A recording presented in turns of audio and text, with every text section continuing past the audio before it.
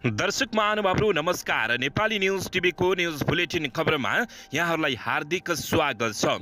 म पुष्कर ओली सदा झैं आज पनि तपाईहरुमाझ देश तथा विदेशका महत्त्वपूर्ण समाचार अपडेटका साथ उपस्थित भइसकेको छु। दर्शक महानुभावहरू तपाईहरूले हामीलाई कहाँदेखि हेर्दै हुनुहुन्छ? पछिल्लो समय निरन्तर तपाईहरुमाझ देशभर भएका घटना परिघटना, जेनजीहरूको आन्दोलन, केपी शर्मा ओलीले जेनजीहरूलाई दिएको अभिव्यक्ति, महेश बस्नेतले तारन्तार जेनजीहरूलाई उक्साएको भाषण बारे पनि लगातार तपाईहरुमाझ समाचार दिने गरेका छौं। प्रधानमन्त्री सुशीला कार्कीको के छ त स्थिति यति बेला? काठमाडौँका मेयर बालेन्द्र शाह, रवि लामिछाने बारे पनि विशेष रिपोर्ट लिएर उपस्थित भएका छौं। आज दशैंको दोस्रो दिनको चहलपहल कस्तो छ त? देशभर पानी बाढी पहिरोको के छ त? अपडेट यसबारे पनि महत्त्वपूर्ण जानकारी छ। मन्त्री परिषदलाई पूर्णता दिन प्रधानमन्त्रीको सक्रियता। 9 जेनजी समूहले भने अक्टोबर 9 मा हुने भनिएको प्रदर्शनमा हाम्रो संलग्नता छैन। कुलमान घिसिङको स्पष्टीकरण। उज्यालो नेपाल पार्टीसँग संवाद भएको छैन। भागेका कैदीबन्दीलाई आश्रय नदिन अनुरोध। आश्रय दिएको वा लुकाइएको थाहा पाइए कारबाही हुने। टी20 विश्वकप छनौटका लागि 15 सदस्यीय नेपाली टोली घोषणा। साहब अटाएनन् किन त? यसबारे पनि महत्त्वपूर्ण जानकारी। जेनजी समर्थक कलाकारहरूको टिप्पणी। सत्तामा पुराना नेता नदेख्दा खिल झिके झैं भएको छ। मौसमविदहरूको सुझाव, भोलिदेखि 2 दिन राजमार्ग बन्द गर्नु नै उचित हुन्छ। भत्कनु थालियो आगजनीले। थिलो थिलो भएको नक्सलको भाट भटेनी। भारतमा 1 अर्ब साइबर ठगी काण्डमा 2 जना नेपाली युवतीहरू पनि परिपक्राउ।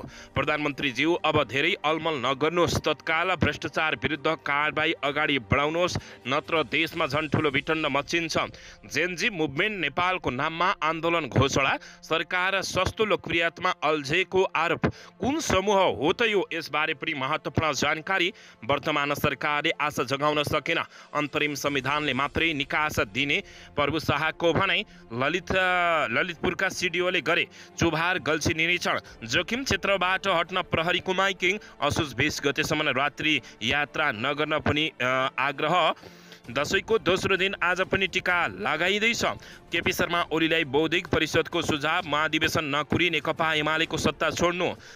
र दर्शक महानुभावहरू, वीरगञ्जमा 27 वर्षीय युवकको शव फेला। दुर्घटनामा मृत्यु भएको अनुमान। आजै कार्यालय पुग्न सडक विभागका कर्मचारीहरूलाई मन्त्री कुलमान घिसिङको निर्देशन। राजनीतिक र समाज कुनै एक पुस्ताको मात्रै होइन भन्दै नेकपा एमालेका नेता शङ्कर पोखरेलको जेनजी विरुद्ध कडा अभिव्यक्ति लगायतका धेरै समाचारहरू छन्। त्यसैले आउनुहोस् दर्शक महानुभावहरू, आजको पहिलो तथा विशेष रिपोर्टतर्फ लागौं। दर्शक महानुभावहरू, नेकपा एमालेका अध्यक्ष तथा पूर्व प्रधानमन्त्री केपी शर्मा ओलीलाई बौद्धिक परिषदले सुझाव दिँदै महाधिवेशन नकुरी एमालेको सत्ता छोड्नुस् भनेका छन्। नेपाल बौद्धिक परिषदले नेकपा एमालेका अध्यक्ष तथा पूर्व प्रधानमन्त्री केपी शर्मा ओलीलाई महाधिवेशन पार्टीको सत्ता छाड्न आग्रह गरेका छन्। परिषदले सचिवालयको बैठक नै गरेर ओलीलाई नेकपा एमालेको अध्यक्षबाट बिदा हुन सुझाव दिएको छ। परिषदले असोज 1 गते सचिवालय बैठक बसी वर्तमान परिस्थितिमाथि निर्मम ढङ्गले समीक्षा गरी पार्टी नेतृत्वलाई सुझाव हस्तान्तरण गरेको हो। पार्टी अध्यक्ष केपी शर्मा ओलीका नाममा सम्बोधन गरिएको सुझाव सम्बन्धी 3 पानाको 3 बुँदे पत्र परिषदका अध्यक्ष गजेन्द्र प्रसाद थपलियाले हस्ताक्षर गरेर महासचिव शङ्कर पोखरेललाई हस्तान्तरण गरेको उनी निकट स्रोतले जनाएको छ। अध्यक्ष केपी शर्मा ओलीलाई नै सुझाव हस्तान्तरण गर्ने तयारी भएको भए पनि परिस्थिति प्रतिकूल भएकाले महासचिवलाई हस्तान्तरण गरिएको बुझिएको छ। परिषदले सुझावको पहिलो नम्बरको बुँदामा नै केपी शर्मा ओलीलाई नेतृत्व छाड्न सुझाव दिँदै त्यसका लागि महाधिवेशन समेत कुन नहुने बताएको छ। सुझावमा केन्द्रीय कमिटीबाटै विधि बमोजिम नेतृत्व हस्तान्तरण गरेर अगाडि बढ्न भनिएको छ। सुझावमा भनिएको छ, विगतमा विभिन्न नेतृत्वदायी भूमिकामा देश र आन्दोलनलाई योगदान गरिसक्नुभएका आदरणीय नेताहरू अभिभावकीय भूमिकामा बसेर नयाँ नेतृत्वलाई आफ्नो सिकाइ र भोगाइका अनुभवबाट प्रेरित र प्रशिक्षित गर्न उपयुक्त देखिन्छ। पार्टीको नेतृत्व विधिवत हस्तान्तरण गर्न पार्टी महाधिवेशनको आयोजना गर्नुपर्ने र तत्काल सो काम गर्ने प्राविधिक रूपमा सम्भव नहुने भएकाले विद्यमान विधानकै अधीनमा गरी कार्यकारी केन्द्रीय कमिटीबाट यथाशीघ्र निर्णय गर्नु उपयुक्त देखिएको बताइएको छ। अध्यक्ष केपी शर्मा ओली र महासचिव शङ्कर पोखरेलले सुन्न समेत नचाहेको कुरा परिषदले बैठक नै बसेर निर्णय गरी सुझावको रूपमा नेतृत्वलाई नै हस्तान्तरण गरेको हो। पार्टीको ठिङ्क ट्याङ्क मानिने परिषदले घटना अघिको परिस्थितिको विश्लेषण गरी पार्टी र नेतृत्वलाई सुझाव दिन नसकेको आत्मसमीक्षा समेत गरेको जानकारी प्राप्त भएको छ। दर्शक महानुभावहरू, केपी शर्मा ओली अझै यति ठुलो विटन्न मचाएर पनि आफ्नो पदमा टाँसिएर बसिराखेका छन्। दर्शक महानुभावहरू, यता भने जेनजेट मुभमेन्टले अक्टोबर 9 मा कुनै आन्दोलन छैन, त्रास नफैलाउनुहोस् भनेको छ। भदौ 23 गतिको आन्दोलन आह्वानकर्ता मध्येको एक जेनजेट मुभमेन्ट आइएन्सले अक्टोबर 9 मा आयोजना हुने भनिएको विरोध प्रदर्शनमा कुनै संलग्नता नरहेको प्रश्न पारेको छ। पछिल्लो समय केही व्यक्ति र समूहले अक्टोबर 9 मा जेनजी आन्दोलनको दोस्रो कार्यक्रम गर्ने भनेर सामाजिक सञ्जालमा प्रचार गरिरहेका बेला एलायन्सले त्यसमा असहमति जनाएको छ। एलायन्सले वक्तव्य जारी गर्दै हिंसा, अराजकता र गैर लोकतान्त्रिक गतिविधिसँग जोडेर संस्थालाई बदनाम गर्ने प्रयास अस्वीकार्य रहेको जनाएको छ। वक्तव्यमा आफ्ना समर्थक, शुभचिन्तक र सबै नेपालीलाई कुनै पनि भड्काउने गतिविधिमा सहभागी नहुन आह्वान समेत गरेको छ। एलायन्सले हिंसा, डर, त्रास र अराजकताको कहिले पनि समस्याको समाधान गर्ने बाटो नदेखाउने भन्दै नागरिकहरूबीच अविश्वास फैलाउने र समाजमा भएको वातावरण सिर्जना गर्ने कार्यको निन्दा समेत गरेको जानकारी प्राप्त भएको छ। त्यसैमा दर्शक महानुभावहरू, अर्को समूहले भने आन्दोलन रहेको बताएपछि यति बेला अन्योलता थप भएको छ। यता जेनजी मुभमेन्टले भने नेपालको नाममा आन्दोलन घोषणा गरेको छ। सरकार सस्तो लोकप्रियतामा अल्झेको आरोप लगाएको छ। सत्ता उलटफेर गर्ने र 2 दिनको आन्दोलनपछि जेनजी विद्रोहको नेतृत्वमाथि विभिन्न व्यक्ति र समूहले दाबी गरिरहेका बेला फेरि असोज 23 अर्थात् अक्टोबर 9 मा आन्दोलन घोषणालाई लिएर आरोप र प्रत्यारोप चलेको हो। जेनजी अलायन्स लगायत व्यक्ति र समूहले असोज 23 मा कुनै प्रदर्शन नरहेको भनिएको रहेका बेला जेनजी मुभमेन्ट नेपाल भन्ने संस्थाले अक्टोबर 9 मा शान्तिपूर्ण आन्दोलन हुने भन्दै वक्तव्य जारी गरेको छ।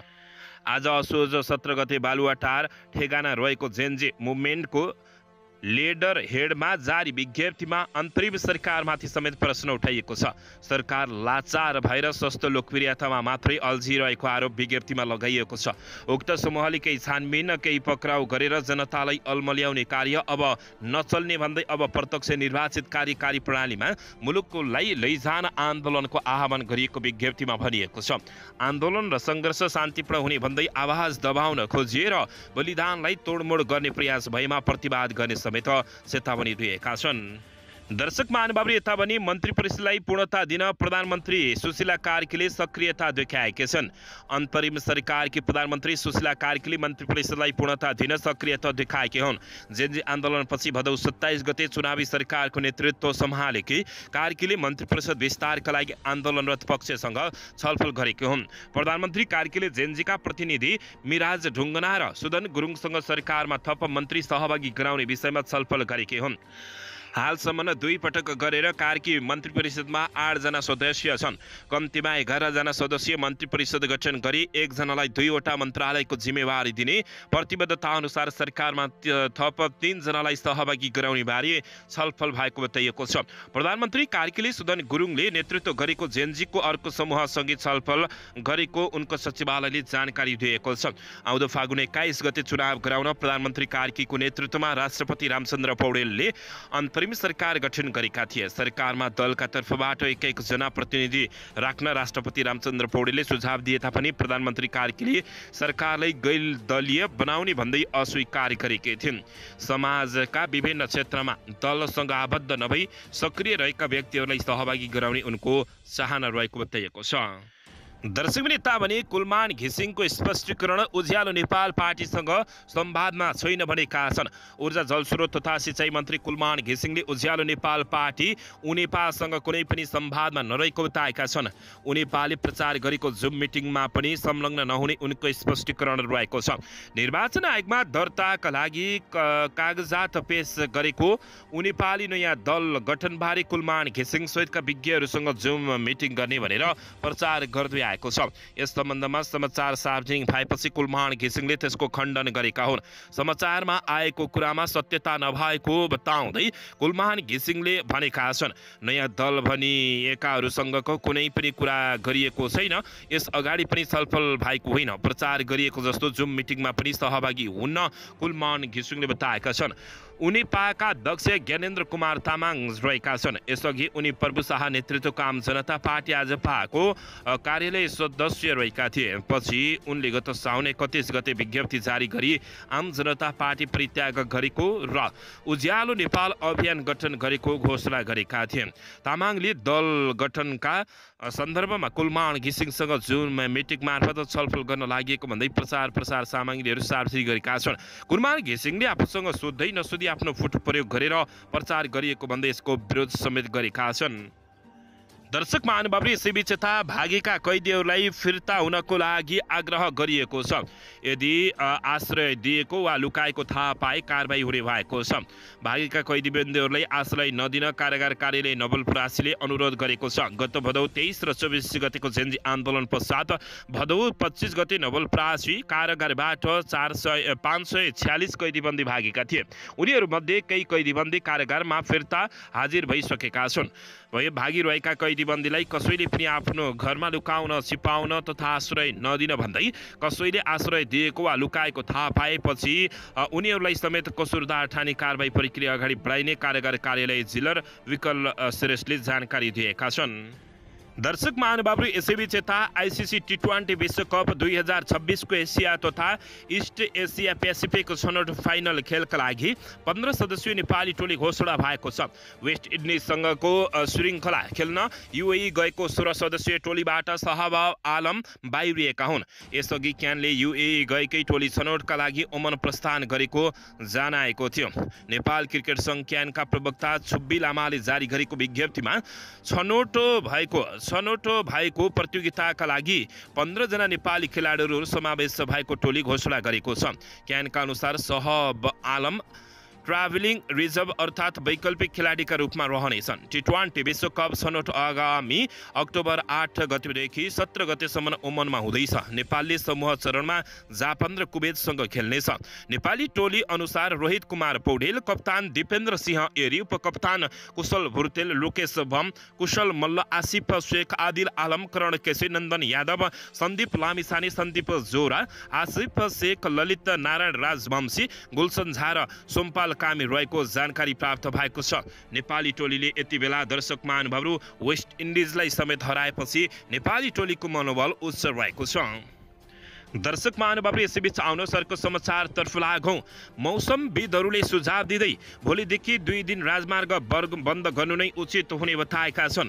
यति बेला दर्शक महानुभावहरू शनिबार दिउँसोदेखि सुरु हुने भारी वर्षाले प्रभावित क्षेत्रमा बाढी पहिरोको जोखिम हुन सक्ने भन्दै मौसमविदहरूले जोखिमयुक्त ठाउँहरूमा राजमार्ग बन्द गरिनुपर्ने नै उपयुक्त सुझाव दिएका छन्। सामान्य झरीका बेलामा पनि बाढी र पहिरोको जोखिममा रहेका क्षेत्रहरूमा नै भारी वर्षाको सम्भावना देखिएको भन्दै उनीहरूले जनहितका लागि पूर्व तयारी स्वरूप राजमार्ग बन्द नै गर्नु उचित हुने सुझाव दिएका छन्। मौसमविदहरूका अनुसार दशैंको दिन हिजोदेखि नै सामान्य झरी परेको थियो भने बिहिबार अपराह्नदेखि काठमाडौँ लगायतका ठाउँमा पानी पर्ने सम्भावना छ। भारतको उडिसा नजिकैबाट विकसित भएको प्रणाली बाहिर हुँदै शनिबार बिहानदेखि नेपाल भित्रिनेछ, जसले केही ठाउँमा भारी वर्षा गराउने अनुमान गरिएको छ। भारतको मौसम विज्ञान विभागले आजदेखि नै बिहार क्षेत्रमा अति भारी वर्षाको जोखिममा रहेको भनी अलर्ट जारी गरेको छ।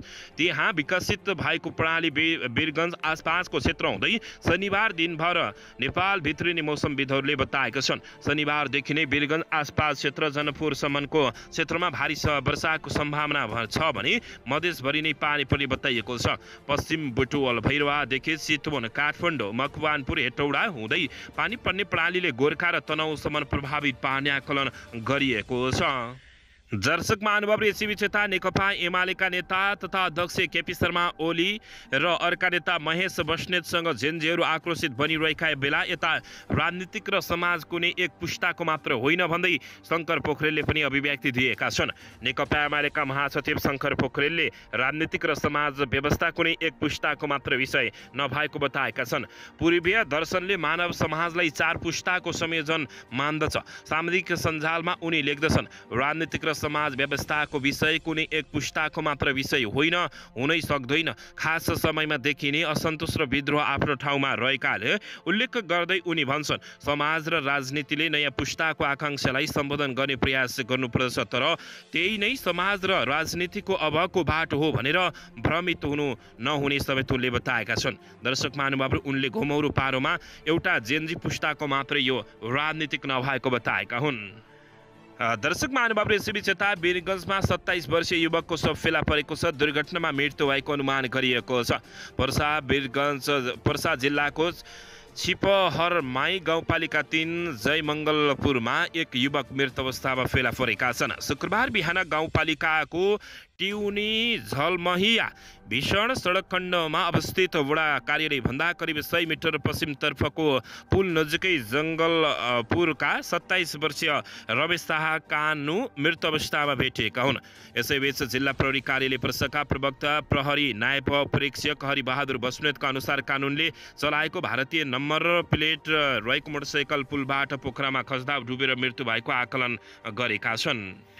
दर्शक महानुभावले एसीबी चेता बडा दशैंको दोस्रो दिन आज काठमाडौँ उपत्यका लगायत देशका अधिकांश भागमा पनि मान्यजनहरूका हातबाट टीका थाप्ने तथा आशीर्वाद लिने क्रम जारी रहेको छ।